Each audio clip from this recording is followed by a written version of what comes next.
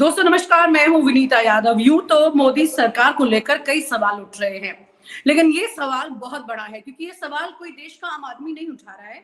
ये सवाल उठा रहे हैं देश के पूर्व आरबीआई गवर्नर रघुराम राजन।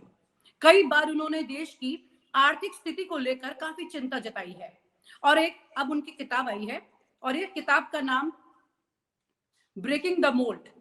इस बुक के आने के बाद में इसके अंदर बहुत सारी ऐसी तस्वीरें सामने निकल कर आ गई हैं, बहुत सारी ऐसी सच्चाई सामने निकल कर आ गई है जिसका जवाब सरकार को देते नहीं बन रहा है।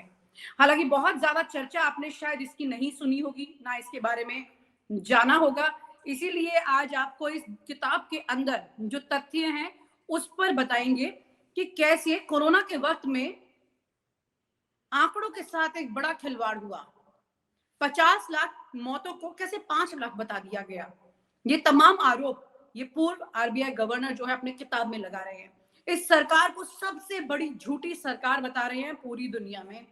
ऐसा सब कुछ वो कह रहे हैं और उनके बारे में चर्चा करते हैं मुकेश कौशिक जी से। एक बहुत वरिष्ठ पत्रकार हैं, अपनी हर खबर को अच्छी तह तक जाते हैं, समझते हैं और फिर बताते हैं। उन्होंने इस किताब के कुछ पन्नों को पढ़ा है और वो जानते हैं कि इस किताब में जो जो बातें लिखी गई हैं, जो बताई गई हैं, उस पर कहां कहां सवाल रघुराम राजन जी पर बनता है या फिर सरकार पर बनता है। चर्चा के लिए हमारे साथ मुकेश जी साथ जुड़ गए। मुकेश जी, सबसे बड़ी बात यह है कि ऐसा तो नहीं है क्योंकि रघुराम राजन जो है वो राहुल गांधी को इंटरव्यू देते हैं और मोदी जी पर हमला करते हैं, तो वो थोड़े पॉलिटिसाइज हो चुके हैं। वो खुद एक ऐसी राजनीति में अब घुस रहे हैं कि उनको मोदी जी में कोई अच्छाई नहीं दिखाई दे रही है।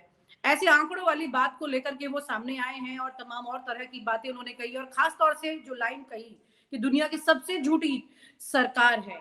ऐसी बातें, ये इस तरह के आरोप चुनाव से पहले लगना और इस तरह की बातों का सामने आना, तथ्यों पर आप कितना उनका साथ दे सकते हैं? एक बतौर पत्रकार किन बातों को एक्सेप्ट कर पाएंगे आप?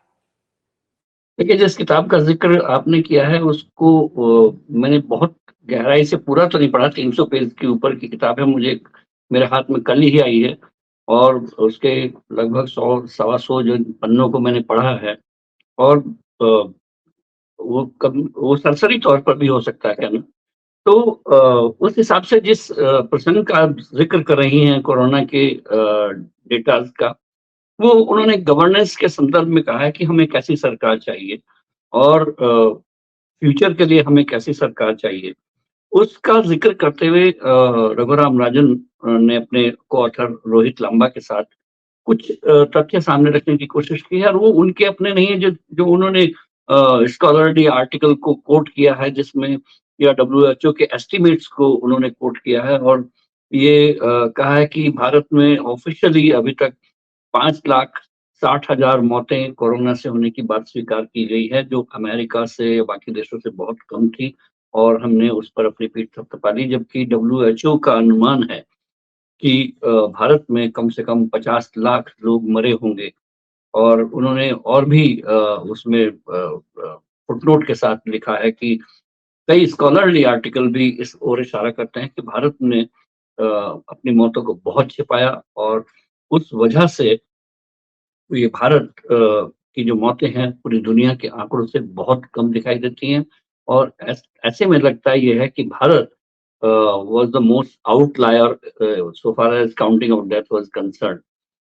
ये कोरोना का एक मिसाल उन्होंने दी है और इसी संदर्भ में उन्होंने कहा है कि भारत की जो सबसे बड़ी गलती थी कोरोना को लेकर, वो ये थी कि हमने आधे में ही अपने आप को विनर घोषित कर दिया था और मुकेश जी, यहाँ एक उन्होंने सवाल मुझे ये भी पूछना है। ब्रेकिंग द मोल्ड जो लिखा है इसमें, ये पूरा उल्टा दिख रहा है, जैसे कि मिरर के अंदर कोई चीज बिल्कुल विपरीत दिखाई देती है।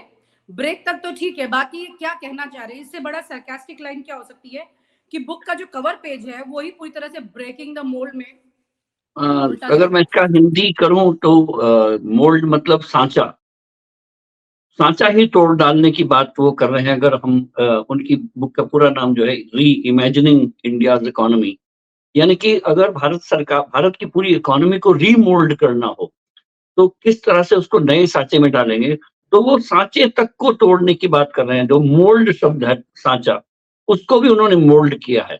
तो ये क्रिएटिविटी है जो उनकी बुक के टाइटल में दिखाई दे रही है और इस पूरी पूरी रीइमेजिनिंग के प्रोसेस में उन्होंने सरकार को कैसे बदलना चाहिए, सरकार की थिंकिंग को कैसे बदलना चाहिए। अगर री-इलेक्शंस इलेक्शंस के बाद कोई मजबूत सरकारें, मजबूत लीडरशिप आती है, तो उनका रोल क्या होना चाहिए। मैं जितना पढ़ पाया हूँ उस हिसाब से ये है कि वो खुद जब आप, क्योंकि आपका टॉपिक आपने इसमें कोरोना चुना है और उसके आउटलायर गवर्नमेंट के इसको फोकस किया, तो मैं इसको बता देना चाहता हूँ कि उनका कहना ये था कि हमारी सबसे बड़ी गलती ये हो गई कि हमने अपने आप को इसमें विनर घोषित कर दिया। और अगर आप और गहराई से उस किताब को पढ़ेंगे तो उन्होंने कहा कि एक इंक्वायरी इंस्टीट्यूट होनी चाहिए थी। भारत की जो सेकंड वेव की विफल में हमारी जो डेथ हुई, इस कदर जो मौतें हुई, तो उसकी कोई इन्वेस्टिगेशन आज तक क्यों नहीं हुई है? उसकी जाँच क्यों नहीं सरकार ने घोषित की है? तो एक तरह से वो कहना चाह रहे हैं कि कि कहीं न कहीं जो सरकार की गलतियाँ थी उसको बहुत गहराई तक छानबीन करनी चाहिए थी। लेकिन उनका कहना ये है कि हमने छानबीन क्यों नहीं की? वो इस वजह से, क्योंकि हमने तो अपने आप को सफल घोषित कर दिया था। अगर हमने कोरोना को मैनेज करने में अपने आप को सफल घोषित कर दिया है, तो जाँच किस बात की कराई जाए? तो इस वजह से फैक्ट सामने नहीं आ पाए कि हमारे हेल्थ केयर सिस्टम में कहाँ खामी रह गई थी, क्यों मौतें हो रही थी, क्यों ऑक्सीजन की कमी झेलनी पड़ रही थी हॉस्पिटल्स को, कैसे आईसीयूज़ फुल हो गए थे। इस बात की जाँच होनी चाहिए थी, जो रघुराम रावन अपनी इस बुक में इंडिकेट कर रहे हैं, और वो एक तरह से गवर्नेंस को लेकर इंडिकेशन है। हाँ, लेकिन जिस तरह से उन्होंने कोरोना को लेकर के खास तौर पे ये जो बात सामने रखी है, इसको लेकर ये सवाल ये उठ रहा है कि क्या वाक़ई में रघुराम राजन इस तरह की किताब जो है वो ठीक चुनाव से पहले अगर लेकर आ रहे हैं, तो इसको कैसे देखा जाएगा इस पूरी सिचुएशन को? कि क्या वाक़ई में ये राजनीतिक से प्रेरित नहीं है? और अगर ये फैक्ट अब आ भी गए तो क्या फ़र्क पड़ता है? इतने राज्यों के चुनाव हो चुके हैं और ये अभी कोई आधार भी नहीं बचा है इसके सच और झूठ का। जो भी था, मोदी जी ने इसको बहुत ही अच्छे से ये बताया है कि उन्होंने कितना बड़ी विपदा में ये देश ने कितने अच्छे तरीके से काम किया है, सरकार ने कितने अच्छे से काम किया है। तो लोग उसको मान रहे हैं, उसी को देख कर के अपना मैंडेट दे रहे हैं। तो कैसे आप इसको देखेंगे फिर स्थिति में? इनकी किताब की वैल्यू बिफोर इलेक्शन कैसे देखते हैं? तो कुल मिलाकर ये जो किताब है, इस वक्त आप देखिए रघुराम राजन और रोहित लांबा, इन्होंने ये किताब लिखी है। रघुराम राजन जो कि देश के आरबीआई के पूर्व गवर्नर हैं, और जब ये यहाँ पर थे, इस पद पर थे, तो उस वक्त मोदी सरकार की एंट्री हुई थी।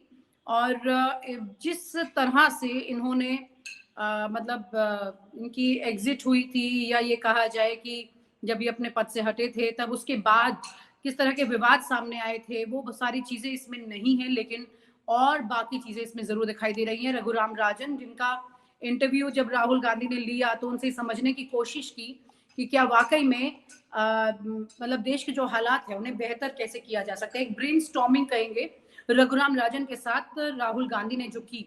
लेकिन बड़ा सवाल ये उठता है कि आज की तारीख में जिन सवालों की बात कर रहे हैं रघुराम राजन, वो आज कितने मायने रखते हैं, ये बड़ा सवाल है। क्योंकि उन्होंने जो भी बातें अपने किताब में लिखी है, ये तय है कि उसको बहुत ज़्यादा चैलेंज नहीं किया जा सकता, क्योंकि खुद देश की उस स्थिति को, आर्थिक स्थिति पर इन्होंने काम किया है जब मनमोहन सिंह देश के प्रधानमंत्री थे।